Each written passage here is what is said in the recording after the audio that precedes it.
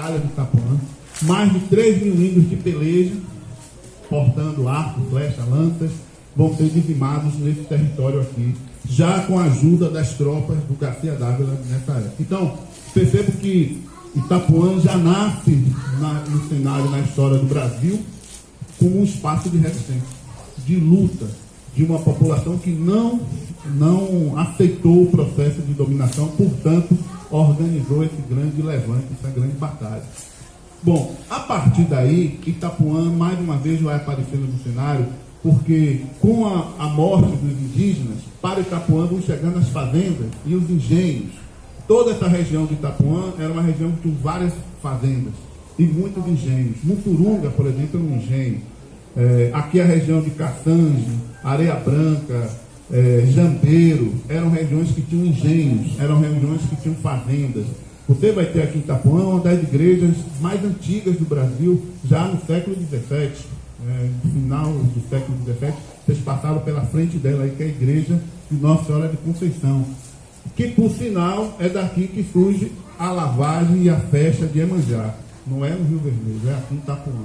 O Vermelho não tem igreja de Nossa Senhora da Conceição, lá é Nossa Senhora Santana. Aqui tem uma igreja de Nossa Senhora da Conceição de frente para o mar, uma igreja construída por pescadores, inclusive. Então, esse cenário de Itapuã, a partir do século XVII, passa a ser o espaço da presença das fazendas, dos engenhos e, portanto, de uma mão de obra negra que vem para esse trabalho. Então, nós vamos ter aqui a presença de povos angolanos constituindo o território de Itapuã a partir do século XVI, se intensificando no século XVII. Então, a presença angolana aqui em Itapuã é muito forte. Se você olhar para o lado de lá, você vai ter uma comunidade aqui chamada de Caçange. Caçange é o nome de um mercado em Angola. Você tem um território aqui chamado Caçange. Mais à frente, você tem um outro território chamado de Quingoma, que é um quilombo. Quingoma, na linguagem banto, significa alto do tambor, cabeça do tambor. Ngoma é tambor. Aqui você tem um Quingoma. Então, é uma região que tem uma presença física, simbólica, bastante acentuada dessa presença angolana nessa região. Onde nós tivemos africanos, onde nós tivemos angolanos, nós tivemos quilombos. Então, esse território, todo esse território que eu disse para vocês, são as antigas populações quilombolas aqui nesse território, que vão sendo, obviamente, combatidos, vão se reestruturando, vão se reorganizando. Então, é um grande território negro que vai sendo constituído na resistência, na luta e principalmente pela liberdade. Porque o quilombo não é o lugar do negro fugido, é o lugar do negro livre.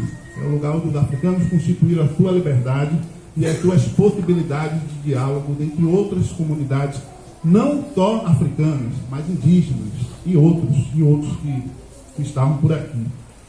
Bom, século XVIII, mais uma vez Itapuã aparece na história. Eu estou fazendo esse arrudeio para você ver por que o Malê está em Itapuã. O que é que tem a ver a história desse bloco com esse território de resistência? Século XVIII, nós vamos ter aqui em Salvador, talvez um dos maiores quilombos que essa cidade conheceu. Um quilombo que foi descoberto em 1743 e foi destruído em 1754, que é o chamado Quilombo do Buraco do Tatu. 54 não, 64, foram 20 anos. O Quilombo do Buraco do Tatu. O Quilombo do Buraco do Tatu, inclusive, que vocês fizerem buscas, tem até pela internet também, vocês vão encontrar que talvez seja um dos poucos quilombos que foram construídos mapas.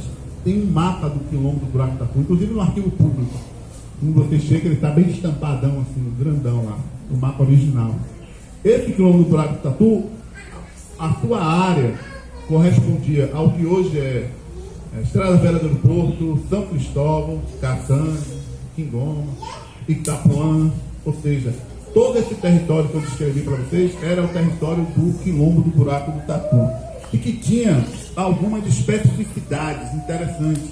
A sua organização era uma organização que lembra, em vários aspectos, os quilombos lá no Reino do Congo, lá em Angola. A sua distribuição das casas, a organização, que o mapa está ali dizendo, onde era a casa da feiticeira, onde era a casa onde eram as roças comunitárias, onde ficava o cerco das paliças que eles construíram, cercos com paliças fincadas no chão, buracos, armadilhas que eles estabeleceram ao longo dessas terras. Embaixo, aquelas lanças pontiagudas e em cima aquelas palhas, coisa de coqueiro. Então, quando os portugueses vinham para tentar prendê-los, eles caíam no buraco e ficavam presos nas paliças.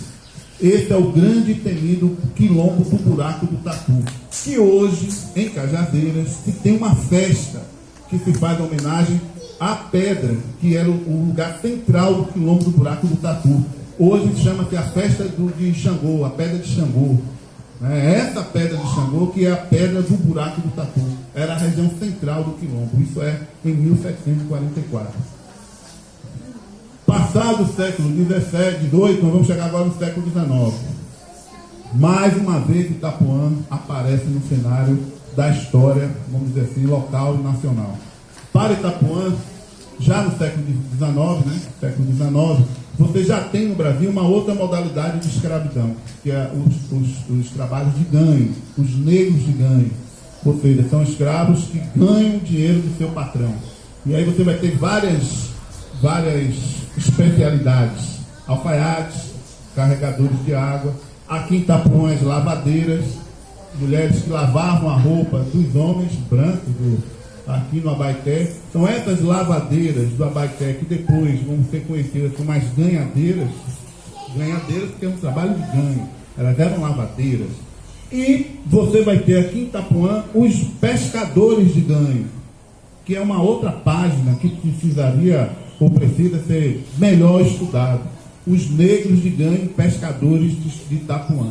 Os cantos de trabalho de pescadores de Itapuã. O que é que tem de específico? São africanos muçulmanos.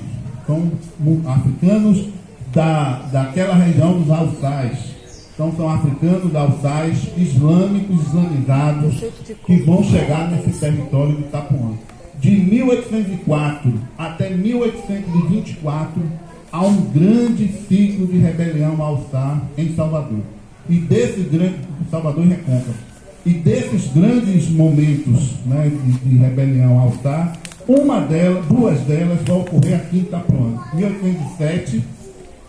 1807, os africanos islamizados alçar queimam os barcos e partem para a cidade de Salvador. A ideia é voltar para a África. São repelidos no meio do caminho.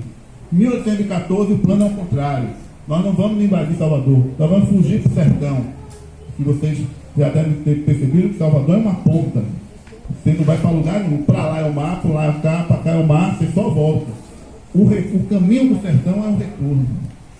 E aí, esses africanos alçados de 1814, eles organizam uma grande rebelião, queimam os barcos, tocam fogo em tudo e partem para o sertão. E eles se encontram, eles se deparam com as tropas do Garcia Dávila, e aí existe uma espécie de um grande combate, né, assim, campal. Dura dias, de um lado muçulmanos, islamizados, do outro lado as tropas de Garcia Dávila. Muitos são mortos, muitos fogem, exatamente onde hoje aqui é o Rio Joanes, que separa hoje Lauro de Freitas e Camaçari. Lauro de Freitas hoje tem uma data comemorativa que se